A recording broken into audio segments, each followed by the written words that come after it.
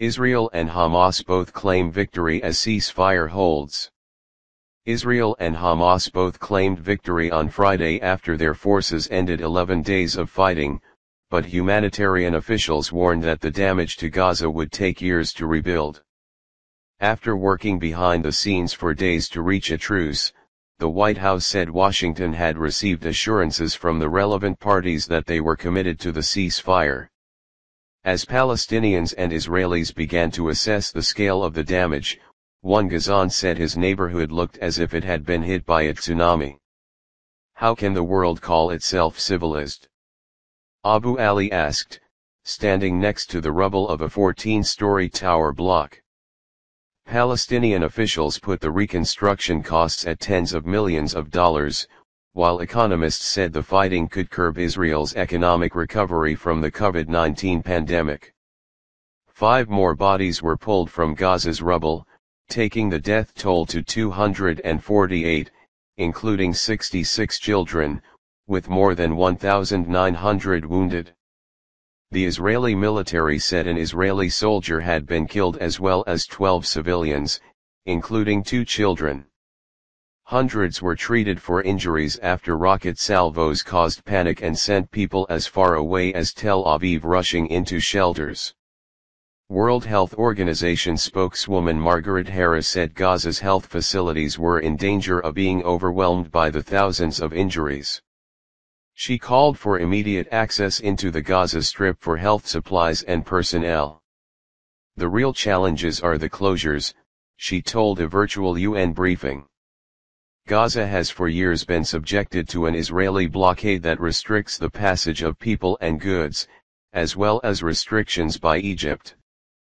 Both countries cite concerns about weapons reaching Hamas, the Islamist group that controls Gaza and led the rocket barrage. Palestinians say the restrictions amount to collective punishment of Gaza's 2 million population.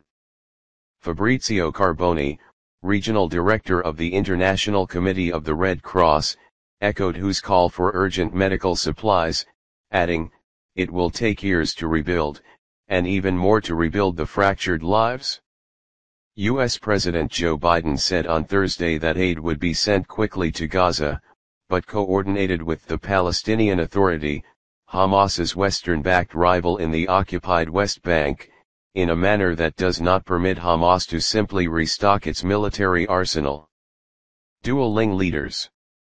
Israeli Prime Minister Benjamin Netanyahu made a televised address to Israelis, saying the operation had damaged Hamas's ability to launch missiles at Israel. He said Israel had destroyed Hamas's extensive tunnel network, its rocket factories, weapons laboratories, and storage facilities, and killed more than 200 militants, including 25 senior figures. Hamas can't hide anymore. That's a great achievement for Israel, he said. We eliminated an important part of Hamas's and Islamic Jihad's command echelon. And whoever was not killed knows today that our long arm can reach him anywhere, above ground or underground. Israel said Hamas, Islamic Jihad, and other militant groups fired around 4,350 rockets from Gaza during the conflict, of which around 640 fell short into the Gaza Strip.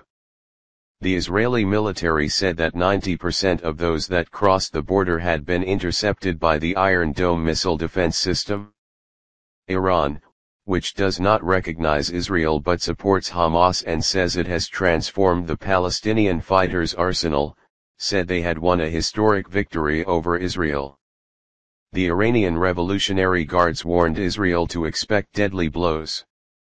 Hamas chief Ismail Haniyeh cast the fighting as successful resistance to a militarily and economically stronger foe. We will rebuild what the occupation, Israel, destroyed and restore our capabilities, he said, and we will not abandon our obligations and duties to the families of martyrs, the wounded and those whose homes were destroyed. Haniyeh expressed gratitude to Egyptian, Qatari and UN mediators, and to Iran, which has not given up on providing the resistance with money, weapons, and technology. Iranian Supreme Leader Ayatollah Ali Khamenei urged Muslim states in a statement to support the Palestinian people, through military, or financial support, or in rebuilding Gaza's infrastructure. Ezat el-Rishik, a senior member of the Hamas political bureau, told Reuters in Doha the movement's demands included protection for the Al-Aqsa Mosque, and for Palestinians threatened with eviction from their homes in East Jerusalem. Ramadan clashes. The Israel-Hamas hostilities were set off on May 10 in part by Israeli police raids on the Al-Aqsa compound and clashes with Palestinians during the Muslim holy month of Ramadan. Thousands gathered there again for this Friday's prayers, with many demonstrating in support of Gaza. Israeli police fired stun grenades towards demonstrators, who threw rocks and petrol bombs at officers, and Palestinian medics said some 20 Palestinians were wounded.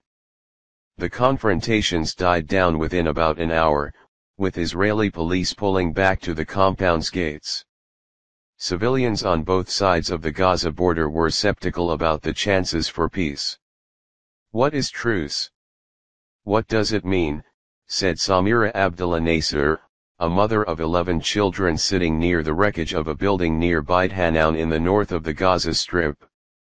We returned to our houses, and we found no place to sit, no water, no electricity, no mattresses, nothing, she said.